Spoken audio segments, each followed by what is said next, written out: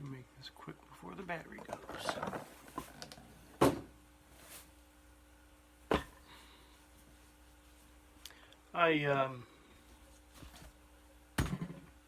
This is not a book review, okay? I wish it could be, but it's not. Because one, I'm not going to finish it. How far did I get? I got 199 pages in. I really need to be reading the Bible. But someone put this book in my hand and said, read this and see what you think. Okay, whatever. But this is do it quickly. Well, I've not been reading anything really, so it was kind of, I said, well, I'll try. John Grisham, The Rooster Bar. Okay. I'm a big fan of John Grisham. I know he's an activist, no surprise there. Out of all, I haven't read all of his books, but I've probably read over 50%, I'm sure. And really, he's only had 2 books. That one was called the Summons, about a father passing and leaving his judge passes and leaves stuff to his 2 sons, and had a terrible ending. I don't know where that one came from. But typically, I'm a big fan of John Grisham. I like his stuff. But I know he's an activist, an author and an activist. And then he did another one, I think it was the Street Lords or something like that, where he laid real heavy on the homeless issue in New York City, and then had a story that was going along that. And basically the gist of it was that New York elected a Republican, and all the homeless had to die. That's the short end of the summary. I got another video I'm doing that. This book here, and it's a typical Grisham story, which is not a bad thing. That's not disrespect. It's one of his typical type stories. But there happens to be one of the characters who was born here, I think is Sinhalese or something like that, but she's a Muslim.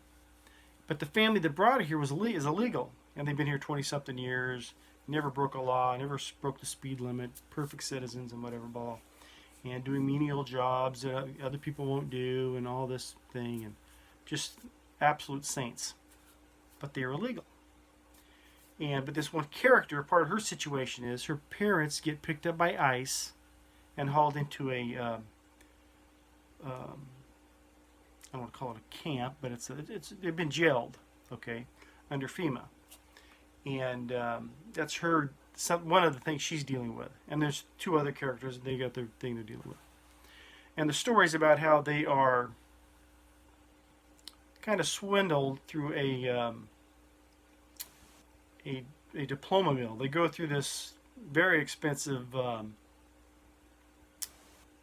law school, which they probably won't pass the bar because the school's that bad, but $200,000 or $300,000 worth of debt, which was easily had. They're not going to be able to pay it. Taxpayers go on the hook for it, and this evil guy that runs this system of schooling, this law schools, has them all over the place, and they sell the dream to these kids. They get these $300,000 worth of debt. Most of them never pay it back. This guy gets paid up front for school from the student loan program, and the kids don't pay it back. Uncle Sam takes the hit. Taxpayers take the hit. Yeah, what's my problem with this book? I'm not going to finish this book. Like I said, I've always known John Grisham as an activist writer, and he likes to put in. He's very against the death penalty and all this, and he did a lot of his books. You can see it; it's no big deal. This one here, it really seemed to me like he wasn't looking to write necessarily a story. He was looking to write a book where he could bash on ICE. And he only did it like up to this 100, 200 pages. He's only dealt with it 3 times. But you get this idea that these poor people have been victimized by this evil government agency. And it seemed to me like this book wasn't about writing a story. He wrote a story so he can bitch about ICE. Okay. And I got better things to do with my time. I'm not interested in that. It just seemed real blatant to me. And I have no problem with John Grisham having his platform to say whatever he wants. Free speech. I get that. Just like I can come here on YouTube and do my free speech and say, don't buy the book. I think it's a waste of time.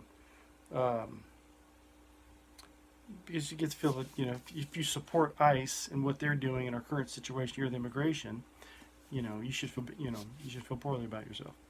But I just don't want. I don't want some guy in a soapbox. Thank God I didn't buy the book. Okay, I rarely pay retail anyway, but I wouldn't buy this book. Like John Grisham, but this to me was a kind of a cheap shot at.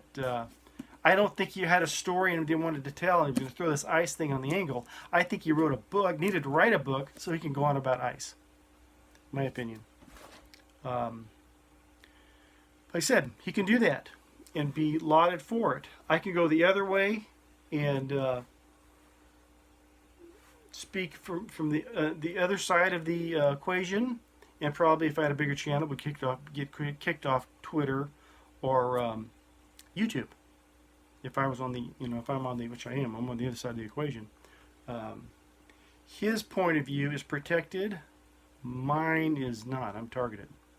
I'm a small channel. Doesn't matter. But it's interesting how he can have his platform, and he's safe.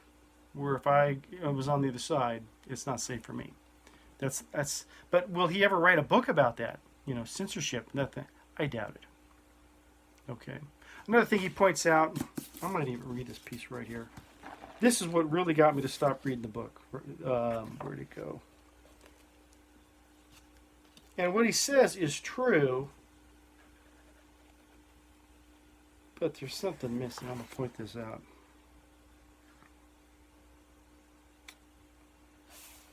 Here we go. How much time we got? Ooh, we got to hustle. Gazing the Washington Capitol in the distant background, she thought of her parents and brother. Her parents were locked up, and her brother. Locked away like prisoners in a miserable detention center, awaiting removal. Her view was majestic, with every building and monument a symbol of unbridled freedom. Their view, if they had one, was of fencing and razor wire. I mean, she's at the state capitol, looking at all the beautiful things, but she knows that her parents right now, all they see is razor wire. Because of their sacrifice, she had been given the gift of citizenship, a permanent status she had done nothing to earn. They had worked like dogs in a country they were proud of, with the dream of one day belonging. How exactly would their removal benefit this great nation of immigrants? It made no sense. It seemed unjustly cruel. That's a great point. Okay. The system's, turned a blind eye for 20-something years, and the family was built here. At the same time, they are illegal. Okay. Now, do I want to necessarily see these people shipped off? Not necessarily, but where's the paragraph about the half a dozen or dozen people here in California that have been killed this year by an illegal alien drunk driver? I don't see that in. Maybe that's in the other 100 pages. Okay. Yeah, I feel bad for these people here, this fictional family that's being broken apart. But I also feel bad for the non-fictional families here that have been killed by illegal immigrants. Okay, we've turned a blind eye to this thing for so long. Now it's a big fat mess. But this was all about these poor, his position is these poor people being uprooted, and they never caused a problem. I get that. That's a terrible thing.